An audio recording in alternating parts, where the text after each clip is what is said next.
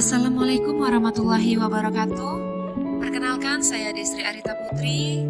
Saya merupakan peserta Latsar CPNS golongan 2 dari Kabupaten Aceh Tamiang tahun 2023, angkatan 11 dengan NDH 24. Pada kesempatan kali ini, saya ingin mengucapkan banyak terima kasih kepada seluruh pihak-pihak terkait yang telah banyak membantu saya dalam pembuatan rancangan aktualisasi ini.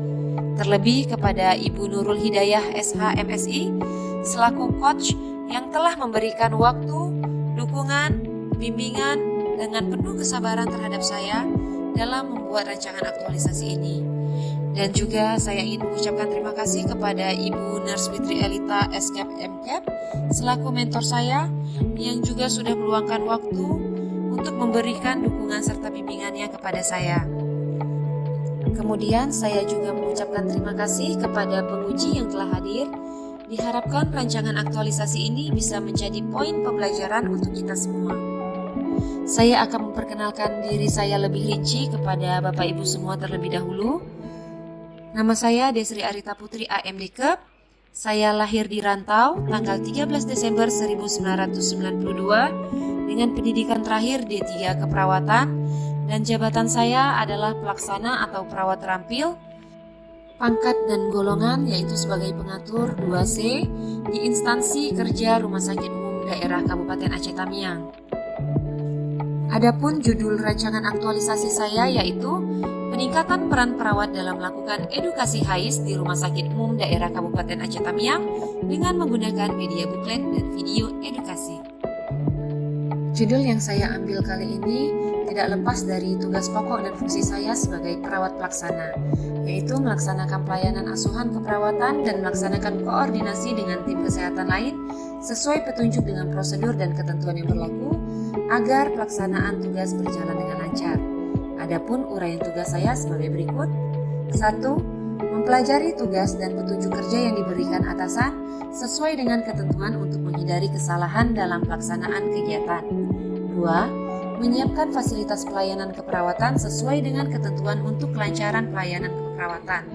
3. Melaksanakan pelayanan asuhan keperawatan pada pasien rawat jalan dan rawat inap dengan melakukan pengkajian dan menganalisis data untuk merumuskan diagnosa keperawatan serta merencanakan dan melaksanakan tindakan keperawatan sesuai dengan model asuhan keperawatan. Yang keempat, melaksanakan evaluasi terhadap kegiatan asuhan dan pelayanan keperawatan sesuai standar operasional prosedur untuk mengetahui kesesuaiannya. Yang kelima, memberikan penyuluhan kesehatan kepada pasien atau keluarga sesuai dengan kondisi dan kebutuhan pasien.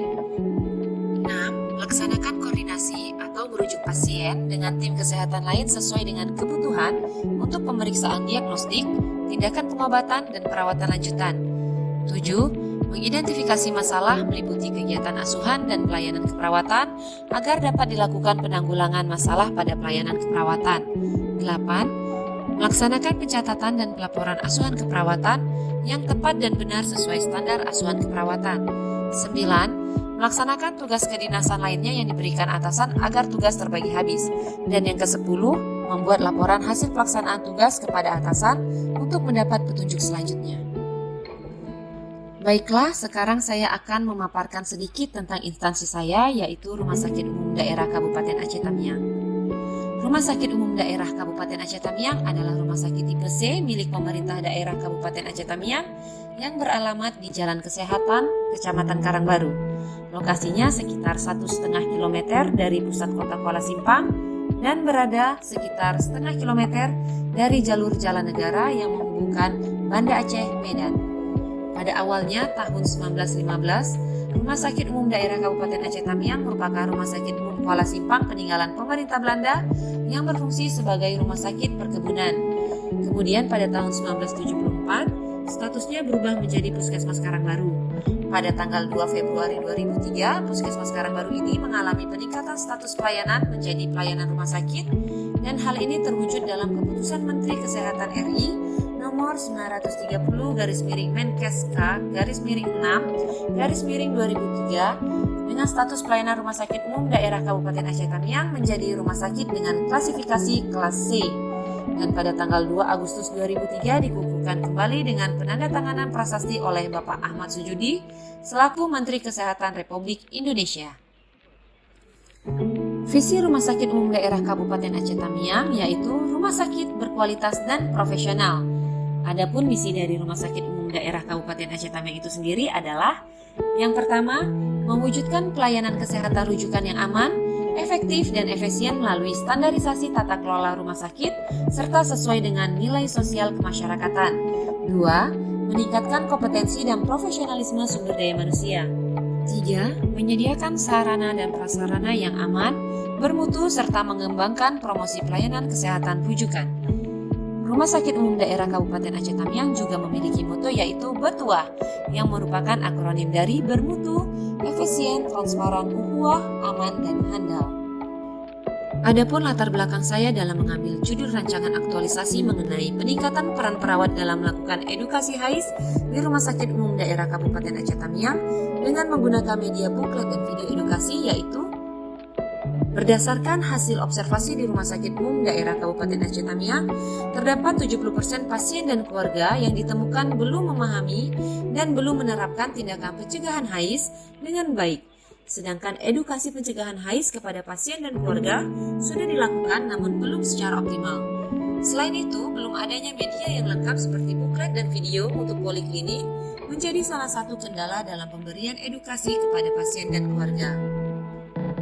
Tujuan aktualisasi saya yaitu 1. Membekali ASN agar mampu mengaktualisasikan dan menerapkan nilai-nilai dasar ASN yang berakhlak. 2. Mengimplementasikan rancangan aktualisasi yang telah disusun dengan harapan dapat memberikan kontribusi positif untuk Rumah Sakit Umum Daerah Kabupaten Aceh Tamiang dalam mengedukasi pasien dan keluarga terhadap pencegahan HAIS di rumah sakit. Kemudian, adapun manfaat dari rancangan aktualisasi ini adalah 1. Untuk penulis yaitu melalui kegiatan aktualisasi ini sebagai pengalaman belajar dan bagian kontribusi seorang ASN dalam mengembangkan tanggung jawab sebagai aparatur negara dan pelayan masyarakat.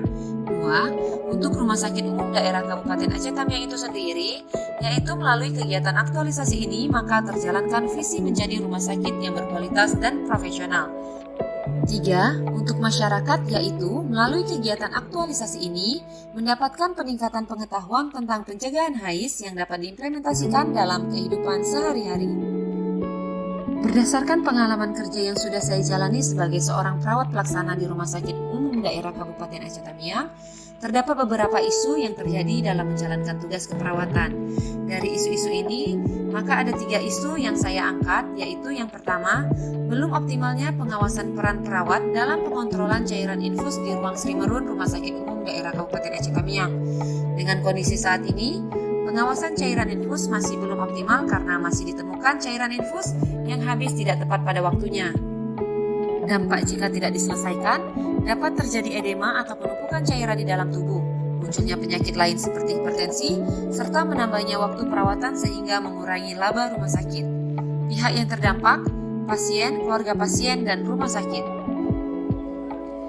Isu yang kedua, kurangnya peran perawat dalam melakukan edukasi HAIS di Rumah Sakit Umum Daerah Kabupaten Aceh Tamiang. Kondisi saat ini, edukasi pencegahan penularan risiko infeksi atau HAIS kepada pasien dan keluarga sudah dilakukan, namun belum maksimal, serta tidak adanya media edukasi seperti buklet ataupun video edukasi di poliklinik. Dampaknya, dapat menimbulkan penularan infeksi silang antara petugas, pasien, dan pengunjung. Pihak yang terdampak, pasien, pengunjung, petugas, dan rumah sakit. Isu yang ketiga adalah kurang maksimalnya peran perawat dalam penata laksanaan pengurangan resiko pasien jatuh di ruang Srimerun RSUD Kabupaten Aceh Tamiang. Kondisi saat ini, kurangnya kepedulian petugas terhadap screening awal dan penata laksanaan resiko jatuh. Dampaknya dapat menyebabkan kejadian tidak diharapkan dan menurunnya mutu rumah sakit. Pihak yang terdampak adalah pasien dan rumah sakit. Kemudian, ketiga isu tersebut saya analisis dengan menggunakan metode USG dan hasil yang dapat disimpulkan bahwa yang menjadi core isu atau isu prioritas adalah kurangnya peran perawat dalam melakukan edukasi HAIS di RSUD Kabupaten Aceh Tamiang dengan jumlah nilai 14. Kemudian, Diperlukan teknik tapisan penyebab isu agar dapat memahami permasalahan secara detail. Dan di sini saya menggunakan diagram fishbone. Dari diagram fishbone tersebut, dapat kita lihat penyebab munculnya isu kurangnya peran perawat dalam melakukan edukasi HAIS di RSUD Kabupaten Aceh Tamiang adalah dari sarananya, tidak adanya media edukasi yang lengkap seperti buklet ataupun video di ruang tunggu poliklinik. Sedangkan dari manusianya, kurangnya pengetahuan petugas tentang dampak dari penularan risiko infeksi.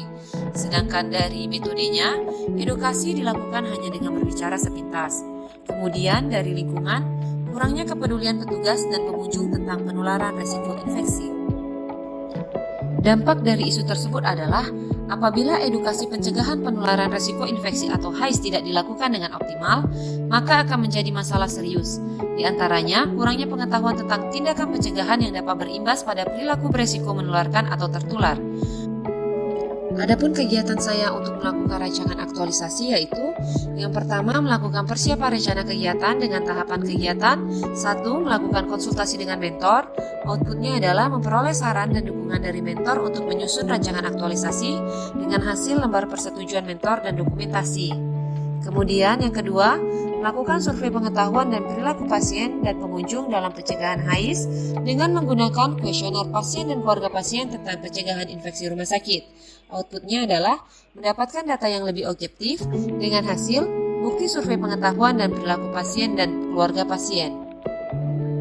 Kegiatan yang kedua yaitu melakukan konsultasi dan kerjasama dengan tim PPI, PKRS, dan IT dalam membuat buklet dan video edukasi.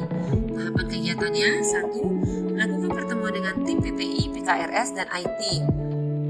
Outputnya adalah bertemu dengan tim PPI, PKRS, dan IT dengan hasil dokumentasi berupa foto. 2. Meminta saran dan masukan. Outputnya adalah mendapatkan saran dan masukan dari tim PPI, PKRS, dan IT dengan hasil notulensi pertemuan.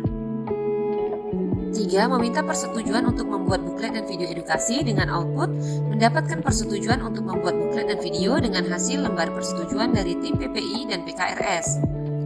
Kegiatan ketiga adalah pembuatan buklet dan video edukasi sebagai media edukasi. Tahapan kegiatannya 1. Mencari referensi buklet dan video edukasi dengan output mendapatkan referensi yang bisa dijadikan contoh pembuatan buklet dan video hasil edukasi. 2. Menentukan konsep buklet dan video dengan output mendapatkan desain buklet dan video, hasilnya adalah print out design. 3. Mengkonsultasikan isi materi kepada tim PPI dan bekerjasama dengan tim PKRS untuk desain buklet dan video. Outputnya adalah konsep buklet dan video disetujui dengan hasil lembar persetujuan isi materi, buklet dan video edukasi. Yang keempat adalah membuat buklet dan video edukasi HAIS untuk pasien dan keluarga pasien. Outputnya adalah buklet dan video selesai dibuat. 5. Mengajukan draft video edukasi pencegahan HAIS kepada tim PPI, PKRS, dan IT.